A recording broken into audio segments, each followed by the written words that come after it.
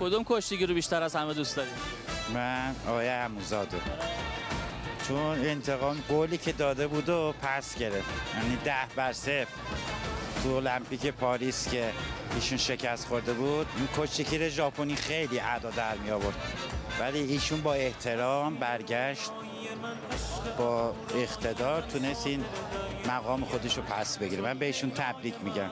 رحمان و امیرحسین با هادی سالبی.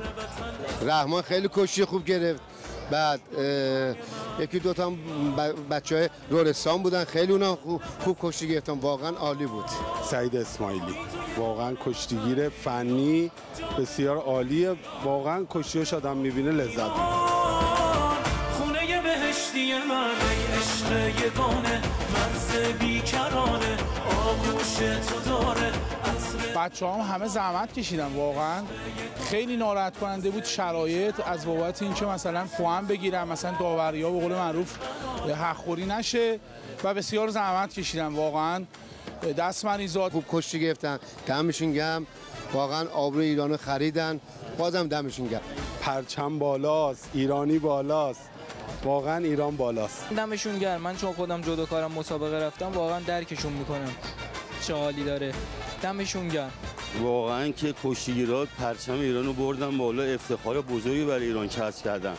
یه خسته نباشید بهشون میگم و پرچم ایران رو بردید بالا، دستتون درد نکنه. درآور ایران، ماندگار ایران، عشق ما ایران. پیروزی های پی در پی عزیزانمون، دلاورانمون رو تقدیم میکنید به مردم نجیب و مهربان ایران عزیز. صحنه ای که این بنده خدا خون از اینجاش اومد، اون خیلی بی‌انصافی میکرد.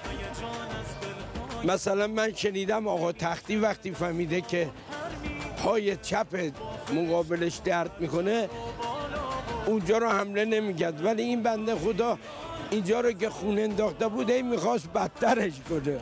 رحمان عموزاد یه دخم عالی، یه دخم تماشایی اونجا حتی میتونست ضربه کنه. اون موقع که پرچم ایران میرفت بالا، خدا شده اشکم در میومد. اون آقای زاره پهلوان، واقعا آقای زاره پهلوان بزرگیه.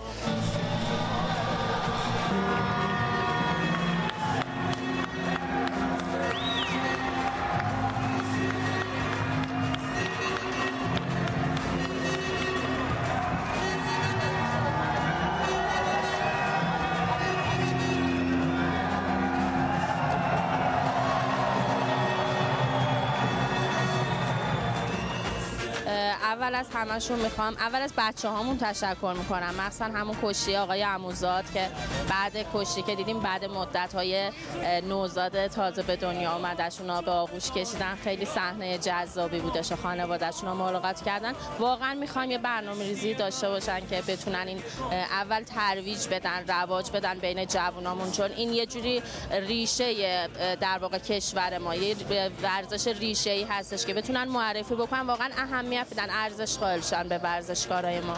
کمرگیری اما باز هم میشه و کمرگیر کشتی ما به بیرون انتقال میکنه و موفق میشه یک امتیاز دیگه بگیره دلاورمون. ای به نظمت کره بختیاری، چقدر شجاعانه، جسورانه بی باک کشتی میگیره.